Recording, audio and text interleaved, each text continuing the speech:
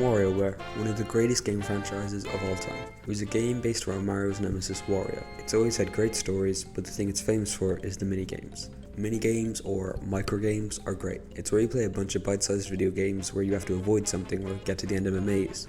For cultured gamers, think something like Mario Party. For uncultured ones, think of Fortnite brain rot box fights. Come here! Come here, relief! Come here!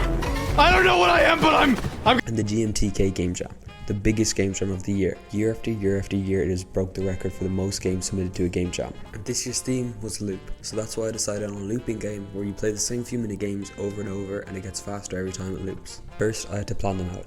I decided on setting them all in a city and calling the game Loop City. I also tied everything that happens to a metronome, so it's easier to control the pacing and how the game speeds up.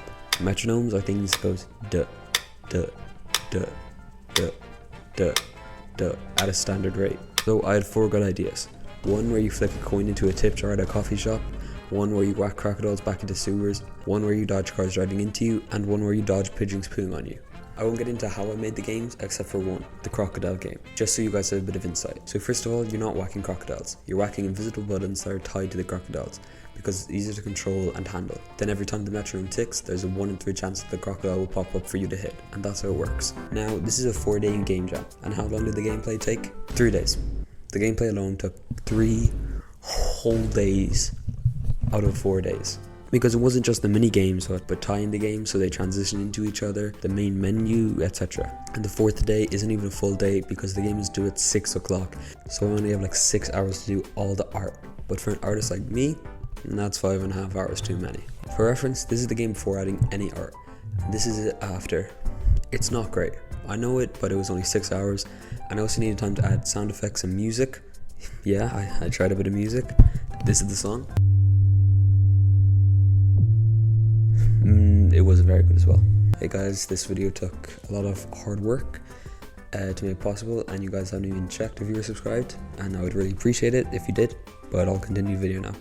I think what went wrong for the art was the styles are a bit different. Some of it was pixel art, some of it was more of a scribbly style, and some of it was kind of clip art. There's also an idea I had where there would be a TV on screen and you would play on that, but I scrapped it towards the end. But it was a cool thing that I would really like to revisit in the future, and kind of reminds me of a driving game I made where you were inside of the car that I made, you know.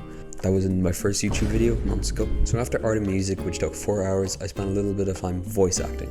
I actually voice acted 2 games today, my first game and my last one, because I fucking hated doing it. I don't have a voice acting voice, but especially not an announcer voice. The only reason I did it was because my good friend Jason Su.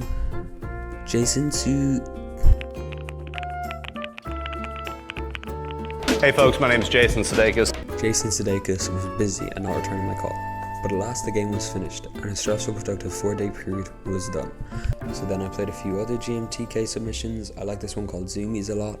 I thought it was cool. And then Publisher 101 had a Steam sale on a bunch of classic Hitman games, and I've been playing the first one, Hitman Codename 47 a lot, and I've been really enjoying that. Now, I know this game may not look like the best game, and come off as maybe lazy or mediocre, but 2 years ago I participated in the GMTK 2023 game jam, and this was the game I made. So if you compare it to the game I made from this year, it looks a lot better and shows that I've improved a lot in the past 2 years in regards to game development. And that's good, because if you're not improving on what you're doing, you might be doing it wrong.